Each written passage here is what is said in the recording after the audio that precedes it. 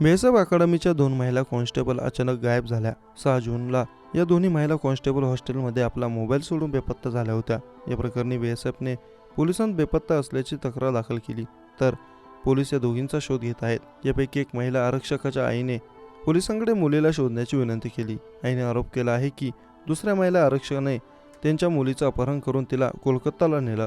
तिथे तिच्यासोबत काही अनुचित घडू शकते अशी भीती त्यांनी व्यक्त केली।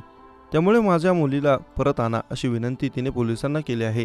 ग्वालियर येथील टेकनपूरच्या बीएसएफ अकादमीत असलेल्या 2 महिला कॉन्स्टेबल आकांक्षा निखार आणि शहाना खातून या 6 जूनला अत्यंत रहस्यमय पद्धतीने गायब झाल्या। या प्रकरणी बीएसएफकडून दोघी बेपत्ता असल्याची तक्रार दाखल करण्यात आली आहे। आकांक्षा ही मध्य प्रदेशातील जबलपूर येथील राहणारी आहे, तर शहाना ही पश्चिम बंगाल येथील आहे।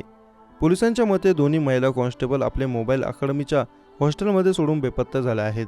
आकांक्षा ही 2021 तर शहाना ही 2023 पासून बीएसएफमध्ये तैनात आहेत। दोन्ही टेकनपूर बीएसएफ अकादमीत चांगल्या मैत्रिणी झाल्या। मार्च महिन्यात शहाना आकांक्षाच्या घरी जबलपूरला गेली होती। तिथून या दोघी पश्चिम बंगाल फिरायला गेल्या, तेव्हा आकांक्षा ही शहानाच्या घरी थांबली होती। 6 जून 2024ला रात्री ग्वालियरच्या टेकनपूर बीएसएफ अकादमीतून फोन आला। त्यांनी विचारलं की आकांक्षा घरी आहे का, तेव्हा त्यांना माहिती झालं की त्यांची मुलगी शहानासोबत बेपत्ता झाली आहे, असं आकांक्षाच्या आईने सांगितलं।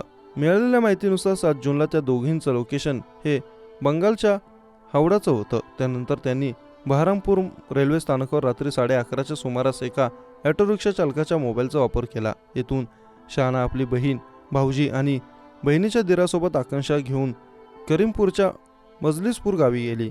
त्यानंतर या दोघींचा काहीही पत्ता नाही।